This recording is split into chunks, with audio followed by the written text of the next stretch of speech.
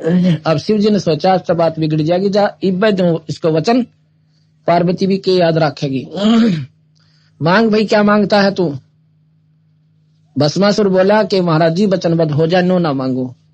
तो हो गया भाई, वचनबद्ध हुआ, मांगो क्या मांगते हो? के भस्म कंडा दे। अब काट के पकड़ा दिया कि वो करड़ा, अब बचा ले जान, बचानी उतना जान तो मारूंगा। क्यों मारूंगा? पार्वती को पत्नी बनाऊंगा और तन्ने खत्म करूंगा। अब गरीबदास जी कहते हैं, ऐसे कुटिल जीव घर ऐसे कृत घनी, जीव कलमाही और माता को तो पत्नी ठहराई। ऐसे नीच भस्मासुर कि अपनी मां को पत्नी बनाने की खातिर 12 वर्ष तक तप किया। और भाई भगवान शिव जी ने नोबिना बेरा पटाई को बुद्धि के सोच रहा मन में, ये सर्वशक्तिमान कितना हो गए। मैं ये पूछूं तेरे पे, यह बात यहां पर आकर जब डंडा लग गया ना 30 तरले भाषण पे, जब बुद्धि कुछ ठिकाना आने लग गया, कहा सच्ची बात तो ये यूं की यूं है, ये भी शास्त्रों में, कोई बाहर से नहीं बोल रहा मैं। तो शिव जी आगे आगे और भस्मासुर पीछे पीछे। भस्मागिरी नाम था उनका। भस्मासुर तो बाद में कहा जब उसने ये जुल्म कर दिया। अब बाजा जावे, आकाश में उड़ गया। अब सिद्धि तब से सिद्धि भस्मासुर में भी आ गई, आकाश में उड़न की। ये तो आम संत में होती है जो आकाश में उड़ सकते हैं। तो उस समय भगवान शिव भागा जा रहे हैं और भस्मासुर भस्म कंडे को लेकर उसके पीछे भाग रहे। और आगे से भगवान विष्णु जी ने पार्वती का रूप बनाकर और शिव जी के उस भस्मासुर के आगे प्रकट हो गए। अब भस्मासुर तो पार्वती खातिर का पांव पीट रहा था उसको वध के कारण। जब पार्वती को सामने देखा भस्मासुर वहीं डट गया। उसको इतनी ज्ञान था कि जब तक मेरे हाथ में भस्म कंडा है, शिव जी तो 1 कोस भी 100 कोस भी ना पावे। इतना डरे हुए थे भगवान विष्णु शिव जी और भाग गए थे। अब ठीक है, तो पार्वती कहने लगी उसने भी क्यों मारो हो तुम, मैं तेरे पास आ गई। और ठीक है, तू इसीलिए तो आप चाह रहे थे। हाँ बिल्कुल ठीक है। कहने लगी कितने कुछ नाचना गाना भी आवा है, कोई निराय मोडा है। तो बोला मन ना गाना गुणानता किम्मी ने बोली मैं तो राजी होंगी जब तो कि मैं नाच के दिखाओगा। अक नाचो क्यों करे, अक मैं सिखाऊं तेरे को। और तो पहला डांस सीख, अक अच्छी बात सिखा देता है। एक भस्मा वह नाच भगवान विष्णु उसमें नाचन लग गया पार्वती रूप में। उसने बूच ने थोड़ा नाचना था, ने बोला जैसे मैं करूं ऐसे करना तूने, ऐसे नहीं ऐसे कर। आकाश से ले, अब नो करके हाथ ले, सिर पे ले, हाथ ने सिर पे ले आई, वो ले आया। ऐसे विष्णु जी ने क्या नहीं उसने कर दिया। और विष्णु जी ने कह दिया भस्म, कि वो कंडे वाला हाथ सिर पा लिया। जब टोक्या वो मर गया, जल गया। उस कड़े को उठाकर भगवान विष्णु का रूप बनाकर विष्णु जी शिव जी के सामने प्रकट हो गए जब वो भागे जा रहे थे। ये विष्णु पुराण शिव पुराण में लिखा है।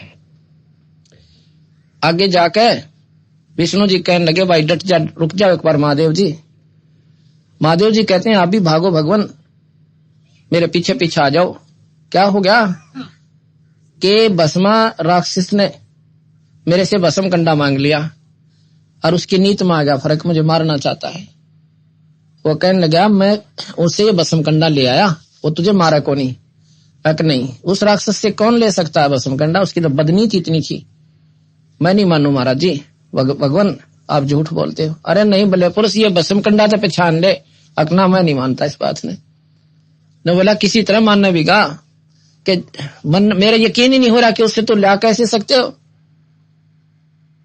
इतने में भगवान विष्णु ने एक लड़की का रूप बनाया।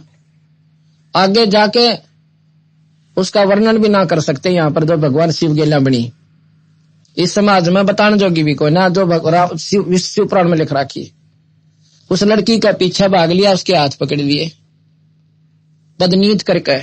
वहां पर फिर भगवान विष्णु का रूप बना लिया विष्णु जी ने। फिर शर्मा आ गया। अग भाई न्यो मनो जो कर तो पागल हो गया ना शिव जी, न्यो भस्मासुर पागल हो गया मेरे ऊपर। मैंने रूप बनाया लड़की का, पार्वती का। और जिस प्रकार तेरी सद्बुद्धि खोगी, इसी प्रकार उस भस्मासुर राक्षस की बुद्धि भ्रष्ट कर दी मैंने, और फिर उसको भस्म किया। ने बोला कहां कर रहा, क्या फिर देखा। जब तसल्ली हुई, जब उसकी राख दिखा ली। इतना डरा हुआ था भगवान शिव जी। सर्वशक्तिमान, उस सर्वशक्तिमान ने नो को ना बेरा पट्टा गरीबदास जी कहे कि इस राक्षस के मन में क्या है, और फिर सर्वशक्तिमान के ऊपर भस्म करने क्या असर करे। तो भाई अब इसने सेट करा, इतना और उठा ले दूसरी बात ने। अब इन बातों को विचार करना पड़ेगा। कोई बुराई नहीं कर रहे हम।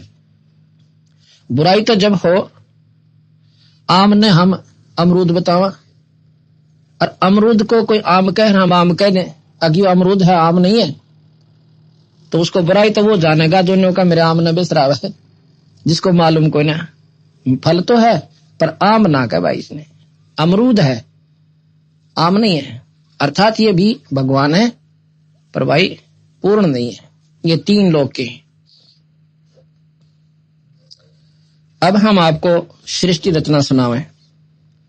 गरीबदास जी महाराज की एक आरती है, अदली आरती अदल पठाऊं, युगन युगन का लेखा लेऊं। जादिन नाथे पिंड नहीं प्राणा, नहीं पानी पवन जमी असमाना। कच्छ मच कूरम नहीं काया, चंद सूरज नहीं दीप बनाया। ये कुछ भी ना थे, ना चांद थे ना सूरज। शेष महेश गणेश ना ब्रह्मा, नारद सारद ना विश्वकर्मा। ये सिद्ध 84 ना 3300, 9 अवतार नहीं 2400। 5 तत्व ना ही गुण तीना, नाद बंद ना ही गठसीना। ये चित्रगुप्त ना करतरम बाजी, धर्म राय ना पंडित काजी। भाई धूं धूंकार अनंत युग बीते, जादिन कागज का किन चीते। जादिन फिर कहते हैं जी आप कहाँ थे, फिर यहाँ कुछ भी नहीं था तो आप कहाँ थे। जादिन थे हम तख्त खवासा, तनके पाजी सेवक दासा। संख युगन पर लो परवाना, सतपुरुष के संग रहाना।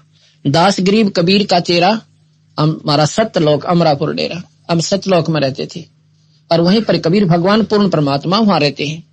ये अनंत कोटि ब्रह्मांड का एक रतीन ही भार, और सतगुरु पुरुष कबीर हैं, ये कुल के सरदनहार। अब कबीर साहब को हम सिर्फ एक जुलाहा दृष्टि से देखते हैं, दृष्टिकोण से, इसलिए हम उनसे वैसे ही मन नकारा कर देता है कि वो क्या का भगवान होगा तो ताणी तणिया करता। क्या भगवान भाई मुकुट बांध के और तीर लेके भगवान बना कर है।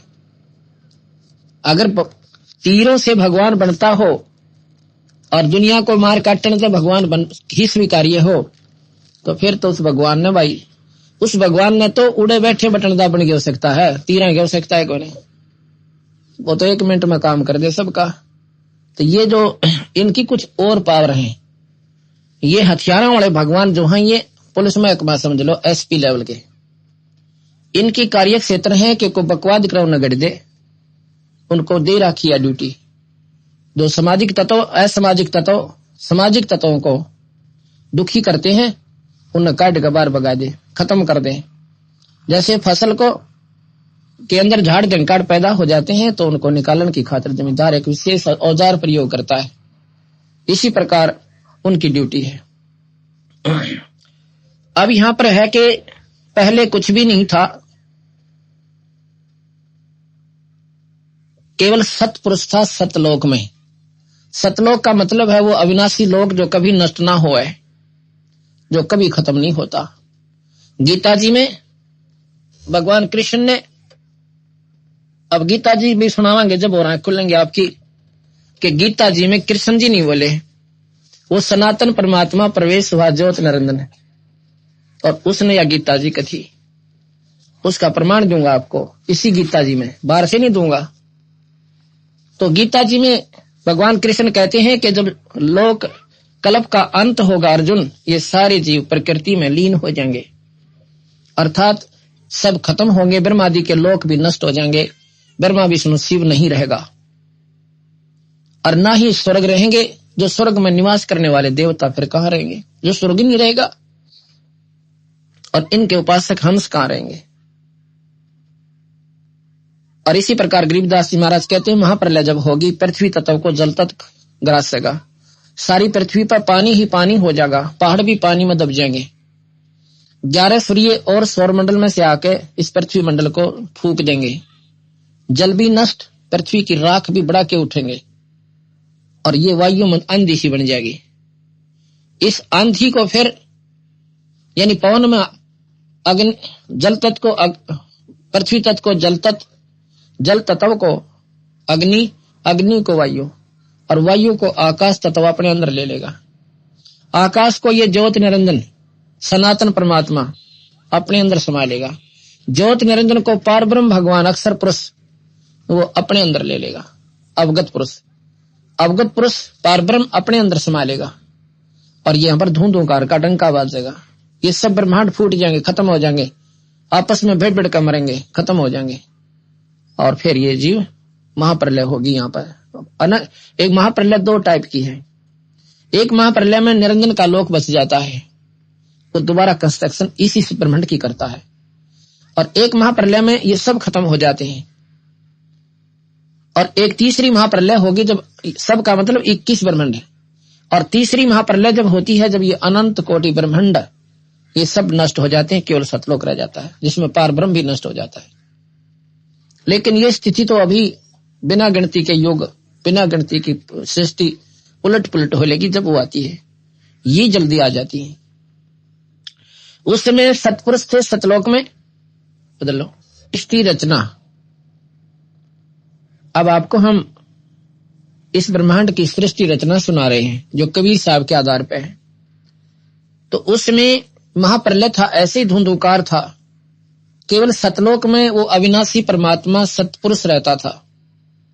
उन्होंने अपने शब्द से 17 शब्द उच्चारण किए अपनी शक्ति तय, और 17 शब्दों से एक शब्द से तो वहां के सभी लोक रच दिए। सतलोक के दीप खेड़े वहां पर जो बनावट से वह न्यारी है यहाँ से, और 16 शब्दों से 16 पुत्र उत्पन्न किए वहां के देवलोग, वहां जो सतलोक की जो सृष्टि वहां की, उसमें पहले शब्द से सभी लोग आदि रच दिए, दूसरे शब्द से कूर्म नाम के पुत्र की उत्पत्ति की, तीसरे से ज्ञानी, चौथे से विवेक, पांचवें से तेज, छठे से सैद, संतोष, सुरति, आनंद, अक्षमान, निष्काम, जलरंगी, अचिंत, प्रेम, दयाल, धैर्य, और 17वें से योग संतान।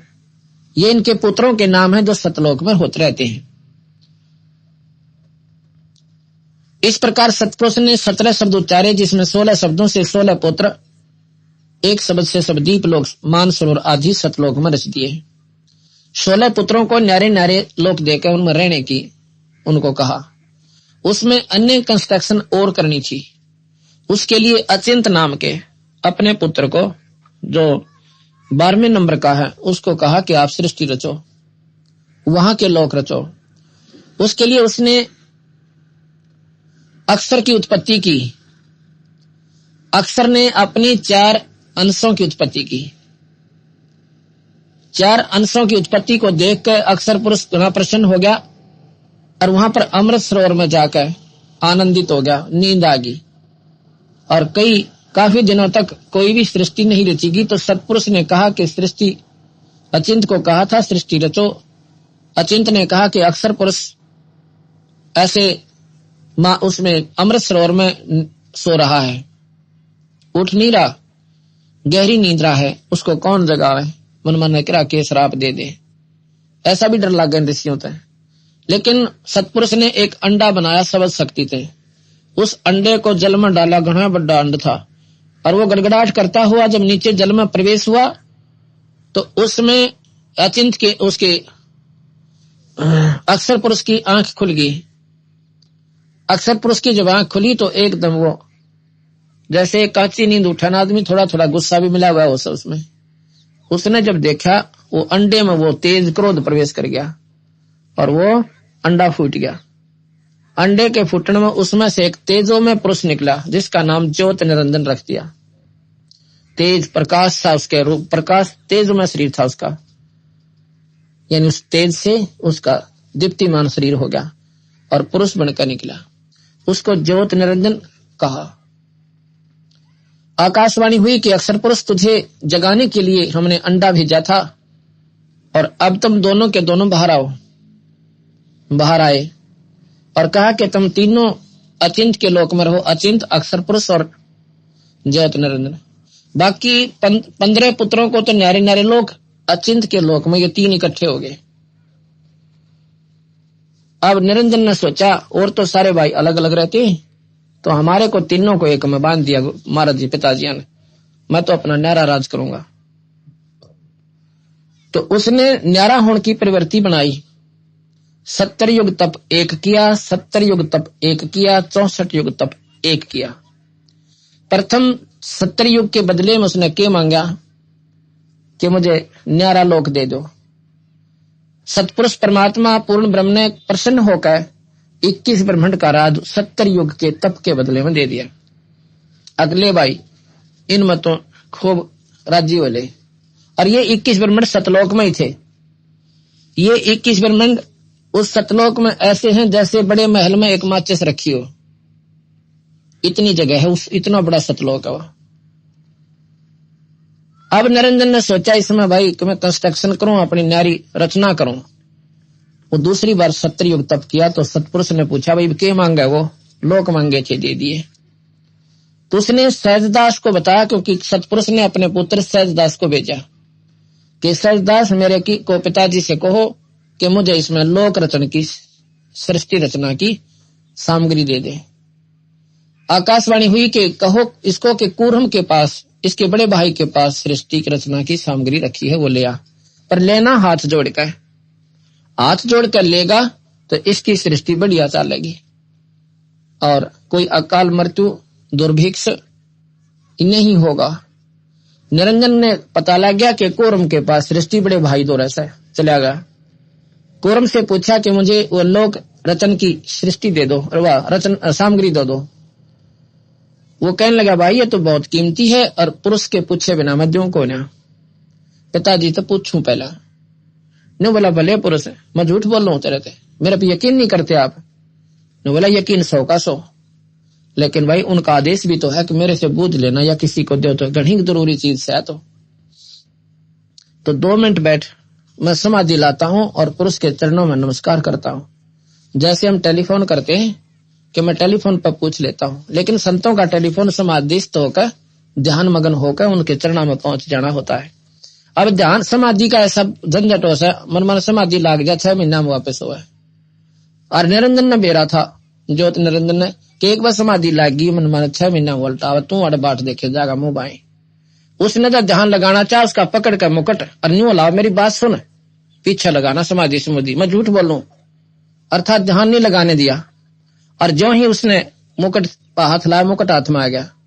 उस मुकुट में तो ये सारे पहाड़ पृथ्वी ये सब अपने 9 ग्रह, पृथ्वी 7 समुद्र, ये पानी पूनी सारे, सूर्य चांद सितारे 9 लाख अपने अपने स्थान पर घूमने लगे। अब यहाँ पर बुद्धि हमारी संकीर्ण हो जाएगी कि यह बनावटी सी बात है। ईसा मुकुट क्या होगा इसमें, ईसा बूंदे 7 समुद्र पहाड़ और पत्थर सब किधर रखे थे, गपौड़ पेलना। ये उन लोगों के लिए जिनकी बुद्धि बहुत छोटी है। अब वहां पर ये बीज रूप के अंदर थी सारी सृष्टि रचना। जैसे बड़ का पेड़ बहुत बड़ा हो जाता है, बट वृक्ष, और वो उत्पन्न कहां से होता है, एक छोटे से बीज थे जो राई का भी से भी छोटा होता है वृक्ष, बड़ का बीज। और एक बरमंटा होता है यानी बट का फल, बेर जोड़। बेर तो आम देखा, बड़ का फल शायद ना देखा हो, इतना कोस है। और उस मीठी गोली जोड़ है, और उसमें मन का कोई कहे कि इस बट के फल में ये दिखाकर उड़े बेर जोड़, और उसमें कहे कि इसमें 1000 वट वृक्ष हैं, तो ये सामने दिखो। और वट वृक्ष मन माने छावले में भी, ताजपुर में भी सारे के घूम जाते, जब उसने आगे बढ़ने की और समय मिल जाता है, स्थान मिल जाता है, इतना लंबा चौड़ा फैल जाता है वट वृक्ष। अब इतने बड़े वट वृक्ष ने, बड़के वृक्ष ने दिखाकर न्यो का इस फल में 1000 है, ये ऐसे ऐसे, तो नादानता सीख रहा है और ज्ञानवान फौरन पकड़ेगा बिल्कुल सही है, बीज से बना है ये। इसी प्रकार ये सारी सृष्टि को न्यू सोचा न्यू थी नहीं, इससे भी सूक्ष्म बीज है इसका सृष्टि का। ये 5 तत्व वहां पर मूल रूप में थे उस कूर्म के मुकुट में, और उस मुकुट में ऐसे धरे थे जैसे एक कोने पर माखी चपका रखी हो, इतने बड़े मुकुट में। और बाहर आते ये फैल गए, जैसे एक छोटी सी टिकिया होती है, बच्चे होली या दिवाली पे उस पर अग्नि लगा देते हैं, बिल्कुल छोटी सी बटन के समान होती है, और वो उसमें फिर नो फो फो कर इतना बड़ा सांप बन जाए नो, और नो घूम जाए ऐसा मोटा दिखे। वो कहां से आ गया उसमें? उस टिकिया से। उसमें था वो पर दिखे ना था। उस अग्नि ने उसका वो आकार प्रज्वलित बना दिया, प्रफुल्लित कर दिया। इसी प्रकार ये इतना ही व्योत्स है इन ब्रह्मांडा का। जैसे वो टिकिया तो बना हुआ सांप वो सब बहुत होता, हाथ लगते टूटे। तो ये स्थायी सृष्टि नहीं है, ये अस्थायी है। पर समय थोड़ा सा लंबा है इसका अस्थायी होने का, इसका विनाश होने का थोड़ा लंबा समय रखा हुआ है, इसलिए हमने अस्थायी लागे। तो जब कूर्म तो निरंजन तक कूदता आया, अगला ले समाधि अपना काम बन गया, डांक ठोकी आ गया वापस। उधर से कूर्म कहने लगा पिताजी सतपुरुष हैं कि निरंजन आया था और बदतमीजी कर गया मेरे संग में, और आप एक बार गया दे दो तो मैं उसने घड़ दूं, क्योंकि कूर्म इस निरंजन तक घनी शक्तिशाली है। सतपुरुष कहने लगे भाई देखो तेरा छोटा भाई से उसकी करनी का दंड उस सन में लगा, आप ना उसको कुछ कहना, और बड़ा का इसी में होता है मानता कि उनको माफ कर दे। तो वो क्योंकि वो संत आत्मा है उन्होंने स्वीकार कर लिया, ठीक है जी जैसे आपकी इच्छा। अब भाई 64 युग तब फेर किया उसने निरंजन ने। क्यों किया? कि अब इसमें जीव चाहिए। अब ये तो पृथ्वी भी बन गई, 9 लाख तारे भी बन गए, चांद और सूरज भी हो गए, तो अब ये इस पर जीव भी चाहिए, और बिना जीव के इसका मैं करूंगा क्या? इन पहाड़ और पत्थरों का मेरा अकेले का मन को ना लगे। अब यहां पर जीव चाहिए। 64 युग तप के बाद फिर सतपुरुष ने सोचा इसका तो रोज का काम हो गया, लैब के इसका पक्का प्रबंध करता हूं।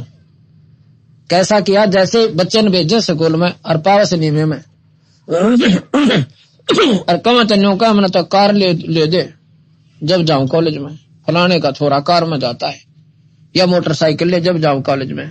तो वो माता पिता समझ जाता है ये भी ऊपर कोई ना बकवास जहां पा गया, अब इसका पक्का काम करते हैं, ब्याह कर देते हैं।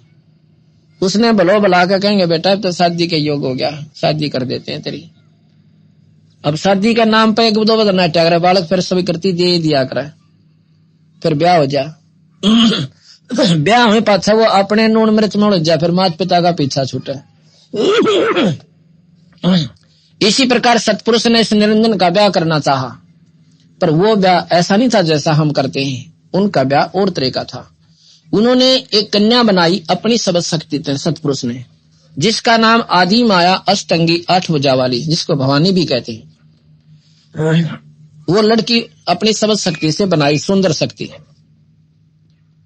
सुंदर लड़की। अब उस लड़की को सहजदास से कहा कि इस लड़की को और निरंजन के पास छोड़ के आ, और बता देना कि इसके पास सबद शक्ति है, जितने जीव निरंजन कहेगा बना देगी। अर्थात ये सृष्टि गृहस्थी क्रम नहीं था, वहां पर शब्द से सृष्टि रचनी थी। जितने जीव कहेगा ये प्रकृति मूल है, ये आदि भवानी, ये माया है, इसके पास बीज रूप में सब जीव दे दिए। अब वो जी, अब एक भाई ने प्रश्न किया, बड़ा जटिल प्रश्न किया कि जी फिर हम क्यों फंसे अड़ा आकर? चलो वह निरंजन ने तो गलती करी, हम गधे क्यों बने यहाँ पर, यह समझ में नहीं आती। हम हमारे मन में एक गंदी वृत्ति है, वो वहीं से पैदा हुई।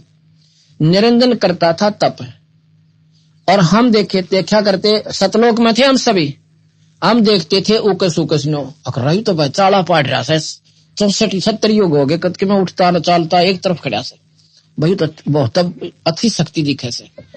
और आकाशवाणी होती थी तुम अपना काम लगे रहो, उसको मत देखो नादान को। लेकिन हम लुकमा छुपमा यानी इतने आकर्षित हो गए उस निरंजन के प्रति कि भाई ये तो चालक आदमी सही तो कसूता है, ये तो बहुत कठिन तपस्या कर रहा है भाई, इतनी तो सब पतना हुआ है। अब यह हमारे माज भी बीमारी से, अब कोई भगवान आकर अपना ठीक ठाक बताओ यो काम न्यू कौन बने न्यू कर ले, और एक तपस्वी वह तप करने लग जा, सब बदगाम चला जा, या वह बीमारी आज से हमारे मन। कबीर साहब ने, सतपुरुष ने फिर आकाशवाणी करी, तुम अपना उधर मत देखो उनादान की तरफ, एक बात न्यू हो जा जो बालक स्कूल में आया करे, हर मास्टर जानते फिर न्यू देखे, बंदी छोड़ बोला ले तारे भी काटू रो गेले मानते कोई ना। उधर से निरंजन से पूछा कि भाई तो तेरे पास कोई जाना चाहते हैं तो न पूछ ले प्राणियों को। निरंजन ने तो वो पहला बेरा था कि सारे तेरे का नहीं देखे, सबसे कहा क्यों भाई तुम वहां चलोगे मेरे पास, न्यारा लोक बनावांगे, न्यारे वहां पर आनंद से रहा करेंगे, तुम्हें सरगुण रूप दूंगा, ऐसे करूंगा हैं, और भाई उड़ा मौज मारेंगे। तो बोले हम तो तैयार साहब हमारा जीत को आ दे, सतपुरुष तक को आ जाए, हम तो तैयार बैठे हैं। ने बोला जी ठीक है, ये सारे तैयार बैठे हैं, क्यों भाई तुम जाना चाहते हो? हाँ जी। महाराज जी कहते हैं इच्छा रूपी खेलन आया था तो सुख सागर नहीं पाया। बंडा लिए उसने निरंजन जी ना पाउड़ा। तने बोला भाई एक काम करियो, पर तुम होता लिए सिंगर के तैयार इस गेला, पर वहां तुमने दुखी करे ना, यू इस सतनाम और सारनाम ने याद रखियो, ये हमारे को दे के भेजा था महाराज जी ने कि इस नाम को और मुझे तुम याद रखना, जिस दिन तुम ये टेलीफोन मिला दोगे, ये नंबर है, उस दिन मैं थारे पास आ जाऊंगा और उसी समय तुमने इससे ले आऊंगा।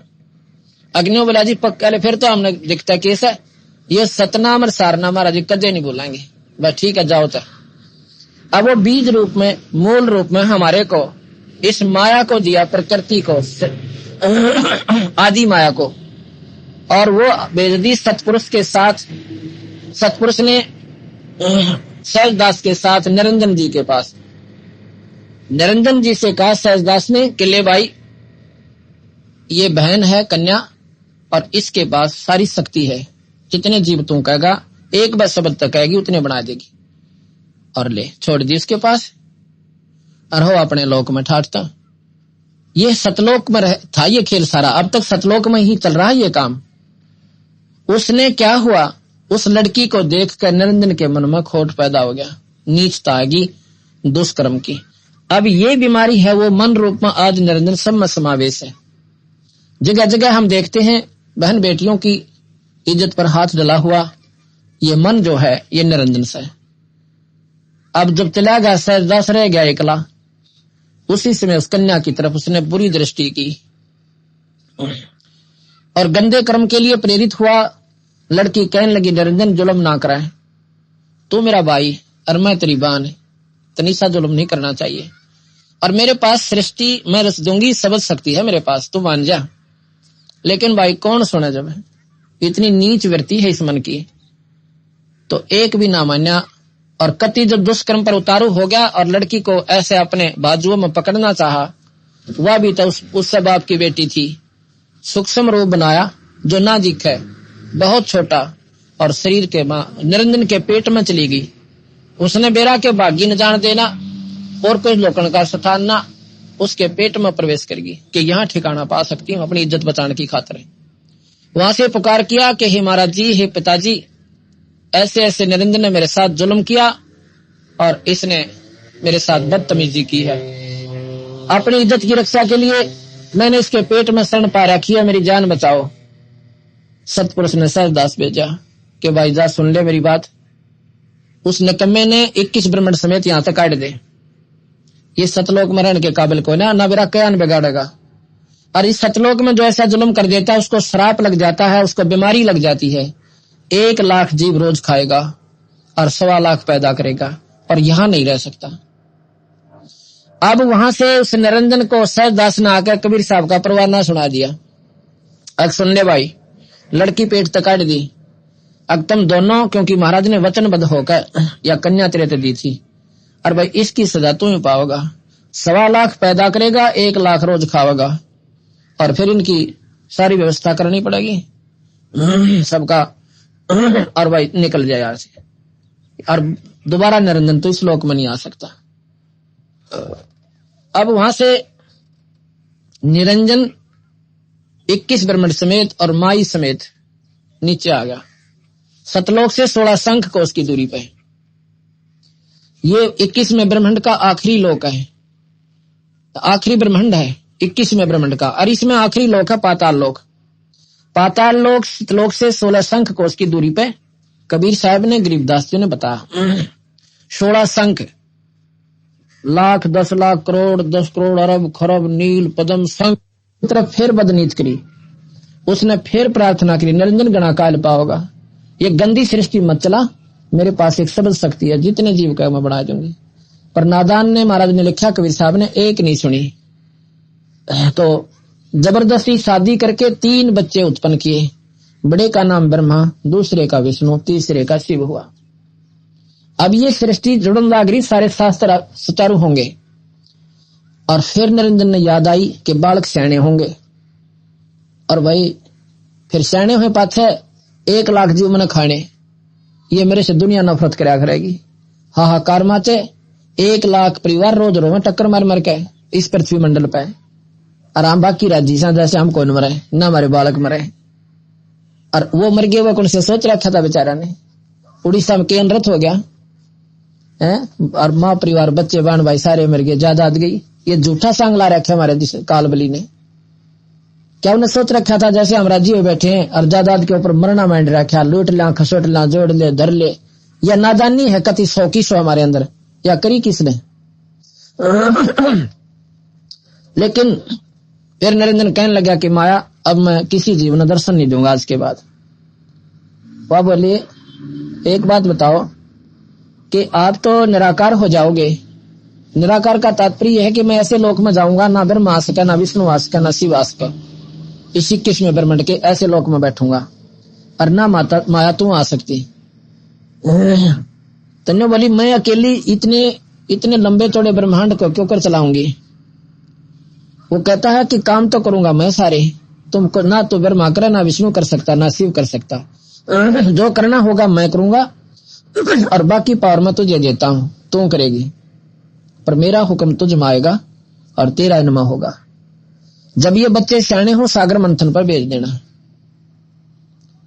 सागर मंथन पे जो वस्तु निकले, पहले पहले को, दूसरी दूसरे को, तीसरी तीसरे को, ऐसे दे देना। जब बच्चे सियाने हुए, वो बोले, माँ हमारा पुत्र, पिता कौन है? अग भाई कोई तुम्हारा पिता नहीं, और मैं तुम्हारी माँ, मैं तुम्हारा पिता। माई ने सोचा कि यदि मैं कहूंगी कि तुम्हारा पिता तो 21वें ब्रह्मांड में बैठा है, मनमा ने जद ला ले, माँ पिताजी के पास चलो, बच्चा की जद भी माड़ी होया करे। तो अपने झूठ बोल दी उसने, अग भाई तेरा पिता सही कोई ना। अपनी जान बचाने या मजबूरियां इतनी हैं, ना चाहते हुए जीव ने तेरा ना कित के बोलना पड़ जाए, तो उसने ऐसे कह दिया। चलो बच्चे थे, स्वीकार किया। सियाने हो गए, आकाशवाणी हुई कि सागर मंथन पर भेजो। नरेंद्र ने कहा। सागर मंथन हुआ, वेद निकले 4।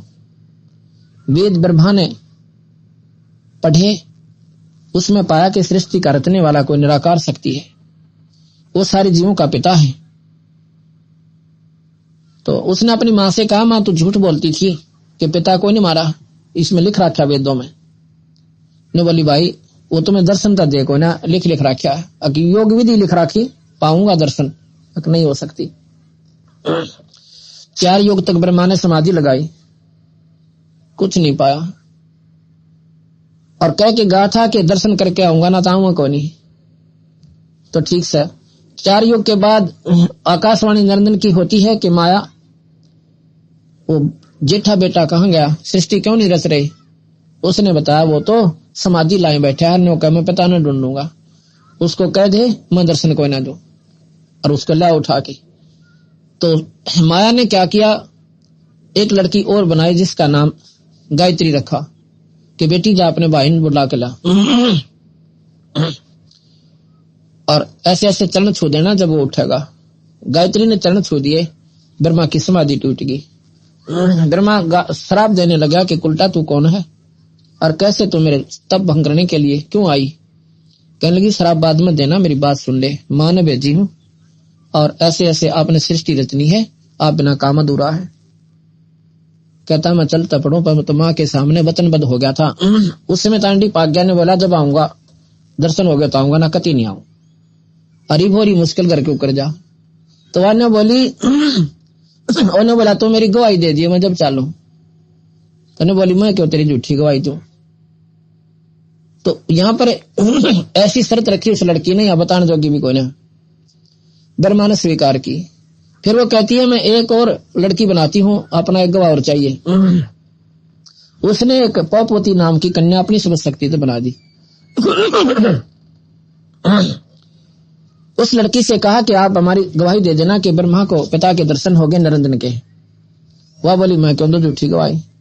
उसने भी ऐसी गलत शर्त रखी, वो भी ब्रह्मा ने स्वीकार की। तीनों नाक है और माँ के सामने कह दिया कि हमने पिता के दर्शन, इसने पिता के दर्शन हो गए। वह बोली रे ढूंढ लिए पिताजी। कहाँ ढूंढ लिए माँ। भाई क्यों कर मानू मैं, कैसे विश्वास करूं कि इन दोनों ने पूछ ले क्यों है तुमने देखा। हमारी आंखें का दर्शन देकर गए निरंजन जी, और बड़ा सुंदर शरीर था, न्यू था। ब्रह्मा ने वेद पढ़े रखे थे, कह दिए प्रकाश सा दिखो था, झलमल झलमल हो रही थी। अड़े तीन जाने है सारे के सारे। ये योगी भी बस यहीं तक जाना है कि बस तेजो में रूप से प्रकाश दिखे से हो गया, कट गया टंटा। तो वो कहने लगी ऐसे ऐसे दिखा, और कतीनों सामने खड़ा था, आदमी सा दिखा था। वह बोली कि मैं तो मिलती जुलती, उसने भी लग गया आसार से कुछ तो वो पढ़ रखे वेदों में। वो सुनकर न्यू क्यों बता दी, समाधि से पाया को नहीं, 4 युग भी ला ली। अब 3 घंटे बैठा के बता कौन भगवान दर्शन कराओगा। ये बीमारी समझनी है सारी की सारी। तो वह मुंह लटका के एक जा बैठी भवानी ने बोली निरंजन संभाल अपने डमडमे ने, तो झूठा भी न राय।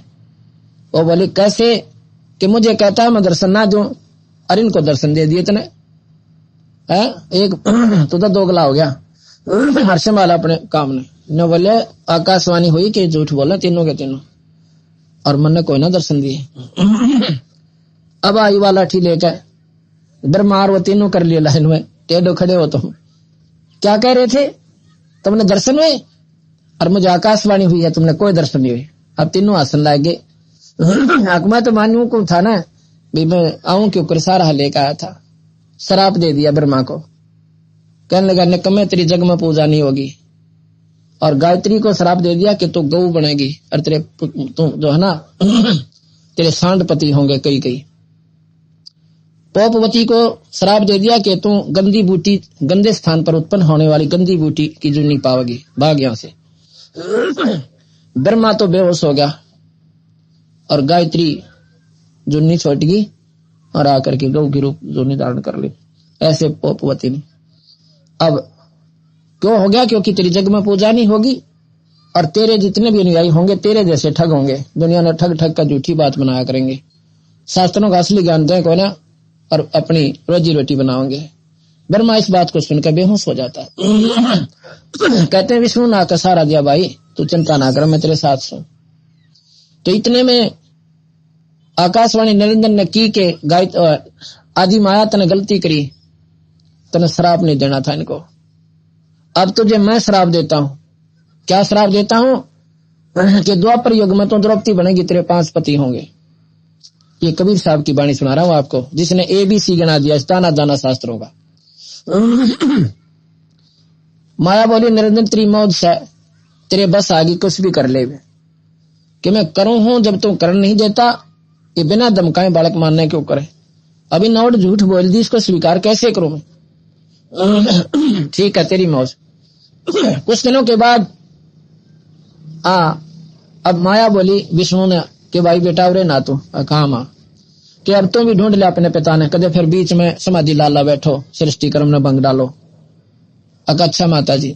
शेष वो भगवान विष्णु जो है अक्षीर समुद्र में आ गया, वहां पर शेष नाग के लोक में पहुंच गया। उस लोक में जाकर शेष नाग ने देखा को तेरे की अब तेरी जुरिडिक्शन में तेरी सीमा पर आ कैसे गया ये, एकदम 1000 मुंह तय फनों से धुआं छोड़ दिया जैसे जहर का। और विष्णु स्वान जी में दिखा को नहीं, विष्णु जी का शरीर सांवला हो गया। अब विष्णु जी ने सोचा ला इस कीड़े की गर्दन दाब दूं, इसने बड़ा कोई मतलब वही बिना काम के मेरा शरीर ऐसा गंदा शरीर कर दिया। तो आकाशवाणी करी निरंजन ने कि विष्णु जाकर अपनी मां ने साफ साफ बता दे और इसको अब मत मारना, इसका बदला तो द्वापर युग में लेना जब तू कृष्ण बनकर जाएगा। अब इसको कुछ नहीं कहना, अरे नो लड़ जड़ मरोगे तो सृष्टि कौन रचेगा। वापस जा और अपनी मां को साची बता दे, मैं दर्शन को दूं, नहीं तो तेरा ब्रह्मा वाली हालत हो जाएगी।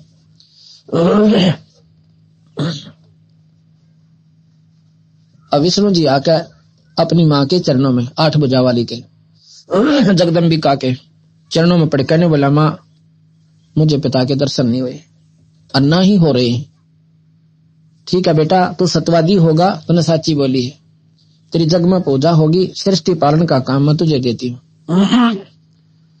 फिर बुलाए शिव जी कि ले बेटा तू भी ढूंढ अपने पिता ने, कहते फिर पाछे समाधि लाए बैठा रहे।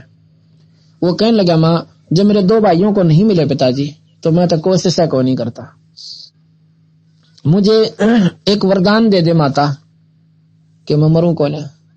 बेटा ये काम यहां नहीं हो सकता, जो उपजा है वो मरेगा और जो मर गया उसका पुनर्जन्म अवश्य है। इस 21 ब्रह्मांड मत ये बचा नहीं। बाकी मैं तुझे एक विधि बताती हूं कि तेरी आयु सबसे बड़ी हो जाएगी, सबसे दीर्घ आयु होगी तेरी, अकमा यह बता दे। उसने कहा कि पुत्र तू ज्यादातर समाधि में रहा कर और अपने प्राणों को 10वें द्वार पर रखा करे, तेरी लंबी आयु हो जाएगी। और ऐसे ठंडे क्षेत्र में रहना। शिव जी ने, आप देखते हो ज्यादातर समाधि में रहता है। अब ठीक है माता जी। उसके बाद फिर आकाशवाणी हुई कि इनका ब्याह कर दे, सृष्टि चला। माता ने कहा कि जाओ बेटा तुम फिर सागर मंथन करो। यहां पर लिखा है कि माता ने खुद कहा कि तुम मेरे साथ शादी कर लो, तीनों के तीनों, मुझे पत्नी रूप में स्वीकार करो और बच्चे पैदा करो। अब तीनों के तीनों नाराज हो गए, कहने लगे माँ तो जमाई नकमी निकली, या क्या बात कही आपने, माता नार पुत्र की होई, हे जननी ये कहाँ आग धोई, इस महापाप ने कि दो आंगे।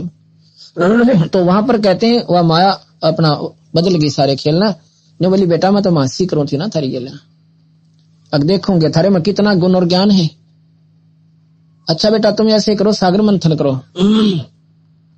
अपने 3 रूप बनाए इस माई ने और गुप्त रूप में समुद्र में प्रवेश होगी। एक सिद्धि बहु चोले धारा है, एक सिद्धि बहु चोले धारा है, न्यारे न्यारे रूप बना ले, एक सिद्धि होती है। सागर मंथन हुआ, 3 लड़कियां निकली नंबर वाइज, तीनों को लेकर घर आ गए। अर्नियों कहा था बेटा न्यारी न्यारी याद रखना, कौन सी पहले कौन सी दूसरे कौन सी तीसरे चीज निकला वह साथ ले आना। कहने लगे माँ ये पहले निकली, ये दूसरे निकली, ये तीसरे निकली।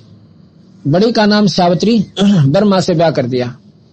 दूसरी का नाम लक्ष्मी, विष्णु तो ब्याह दी, और तीसरी का नाम उमा रखा, वो शिव तो ब्याह दी।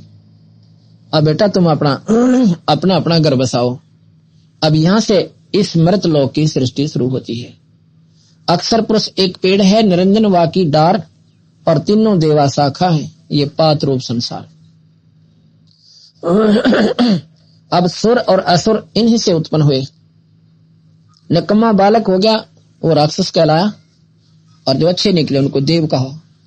उसके बाद ये सृष्टि यहाँ की शुरू होती है।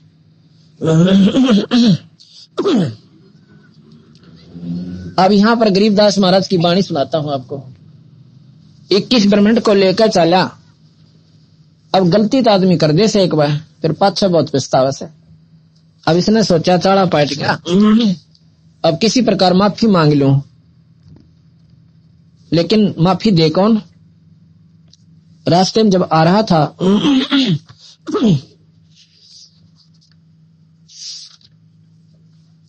इक्कीस ब्रह्मांड के साथ जब वो चल रहा था उसका विमान, रास्ते में सहज दास जो उनके बड़े भाई हैं, उनसे बड़े, जिसको सहज दास के रूप में कबीर साहब भी यहाँ पर आते हैं, सहज दास के दीप में आ जाता है उनका विमान, रास्ते में पड़ता है। वहां आकर सहज दास से वहीं से प्रार्थना करता है निरंजन कि सहज दास मेरे को अपने लोक में रख ले, नीचे ना जान दे।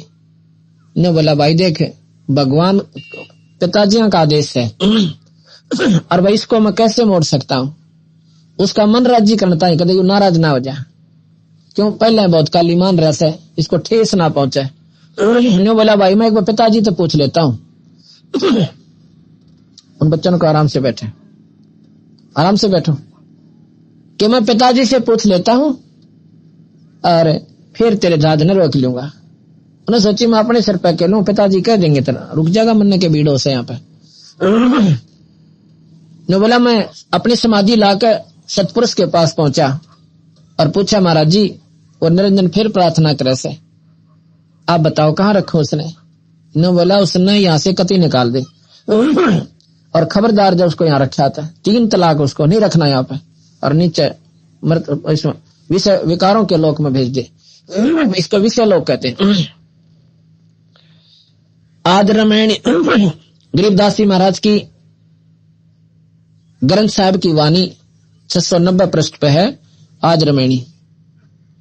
आज रामायणी अदली सारा जाजन होते धूंधों कारा सतपुरुष की न्या प्रकाशा होते तख्त कबीर खवासा मनमोहनी सिरजी माया सतपुरुष एक ख्याल बनाया धर्मराय सिरजे दरबानी 64 युग तब सेवा ठानी पुरुष पृथ्वी जाको दीनी राज करो देवा आधीनी ब्रह्मांड 21 राज तुम दीना मन की इच्छा सब जग लीना माया मूल रूप एक छाजा मोह लिया जिन्हों धर्मराजा माया मूल रूप एक छाजा मोह लिए जिन्हों धर्मराजा मन का मन चंचल चित धारा मन माया का रूप विचारा चंचल चेरी चपल चिरागा या के पर से सर्वस जागा धर्मराय क्या मन का भागी विषय वासना मन संग से जागी आज पुरुष अदली अनुरागी धर्मराय दिया जल से त्यागी। परमात्मा सतपुरुष ने आदि पुरुष ने धर्मराज को निरंजन को धर्मराय को जल त्याग दिया अर्थात जल से उतार दिया कति कैसे न कमे न तो यहाँ रहने को जो जिसने ईसा जुल्म कर दिया अपनी बहन को ही और बदनीत से देखा। धर्मराय क्या मन का भागी विषय वासना संग से जागी आज पुरुष अदली अनुरागी धर्मराय दिया जल से त्यागी। पुरुष लोग से दिया ढाई ढहा करे ना धक्का दे दिया जैसे नाराज था होके पुरुष लोग से दिया ढहाई अगम दीप चल आए भाई 21 ब्रह्मांड समेत अगम दीप यानी जो सहज उससे अगले लोक में आ गए दीप में आ गए। सहज दास जिस दीप रहनता सहज दास जिस दीप रहनता कारण कौन कौन कुल पंथा।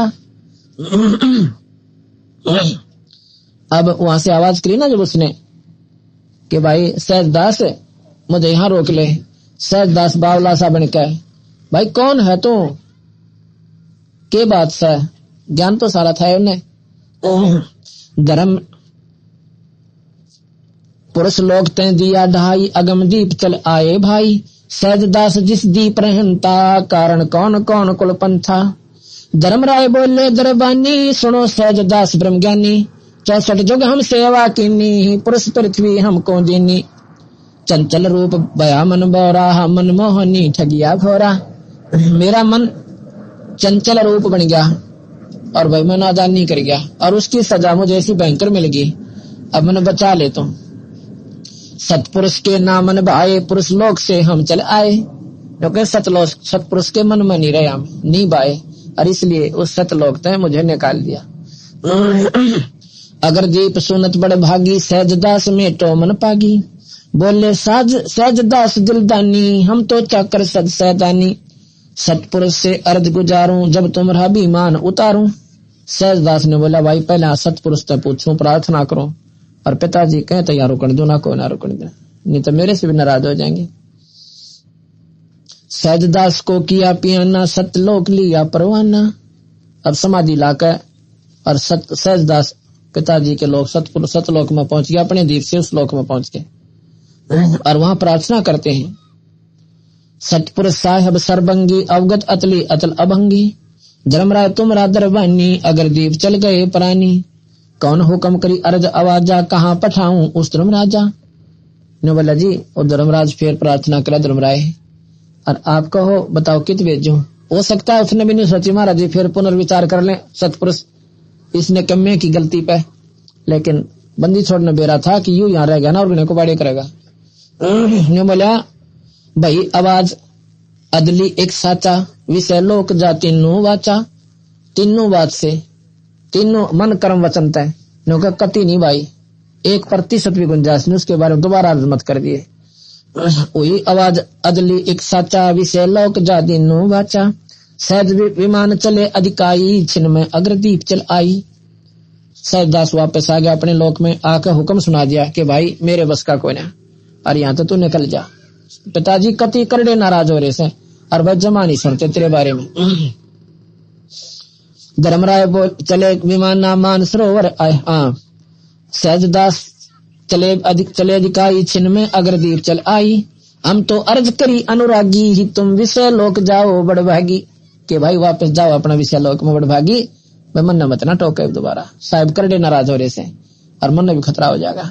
अब कौन आफत मन ले गड़ मगाला, चल भाई अड़े धर्मराय के चले विमाना, मान सरोवर आए प्राणा, मान सरोवर रह ना पाए जर कबीरा था ना लाए। वहां सतपुरुष कबीर साहब के रूप में वहां आखिर के उस औगट घाटी पे बैठा है, बिखमी बाट पे बघाटी पे, बंकनाल की बिखमी बाटी तहां कबीरा रोकी घाटी, इन पांचों मिल जगत बंधाना लग 84 जीव सताना।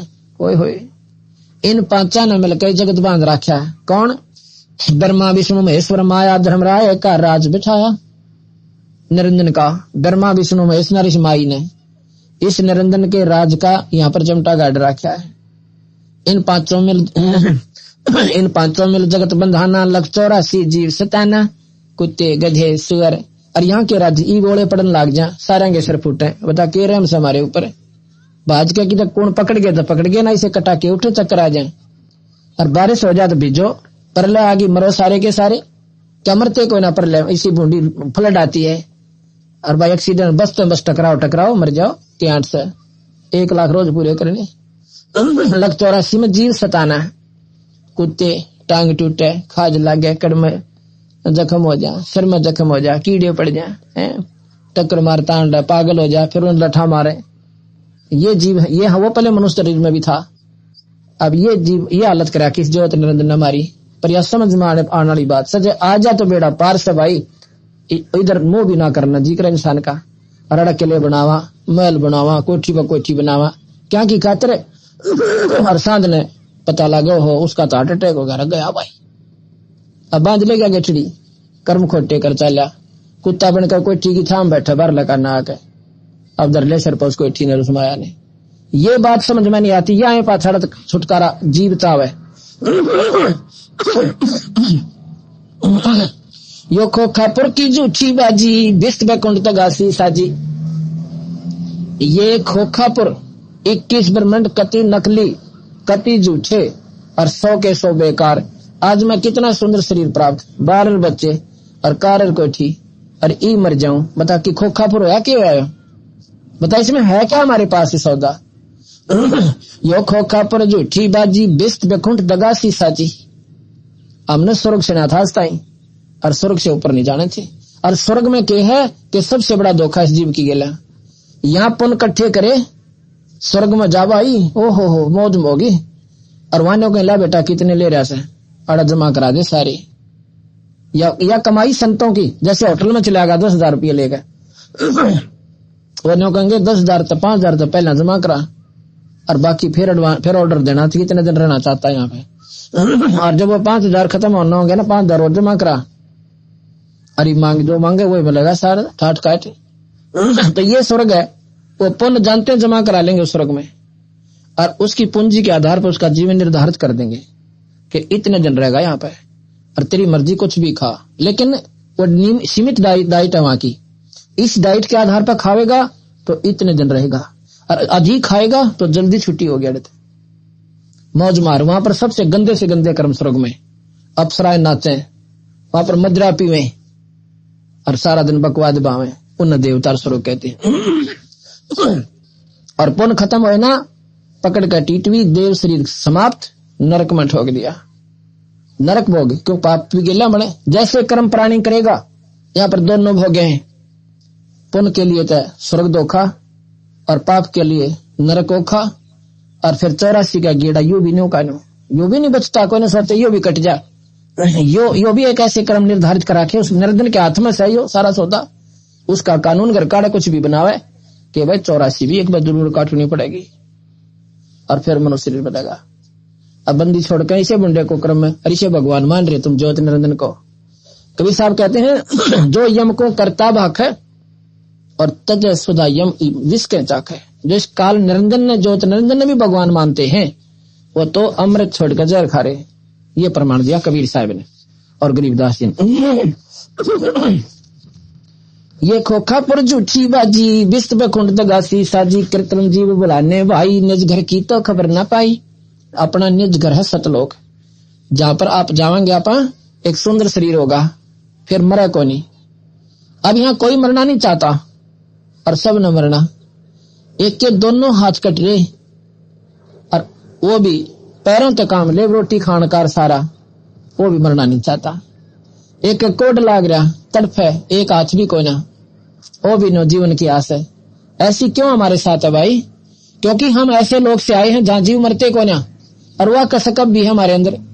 ये ज्ञान होते हुए कि हम मरना है फिर भी मरना नहीं चाहते, क्योंकि हम ऐसे लोक में गणे दिन रह रहे से कि वहां प्राणी मरते को ना, वहां पर सुंदर शरीर मिलता है, तेज पुंज का शरीर होता है, इसलिए हम नहीं मरना चाहते। लेकिन यहाँ तो मरे पांडा छूटेगा, छूटे भी कोई ना फिर लंबा गेड़ा।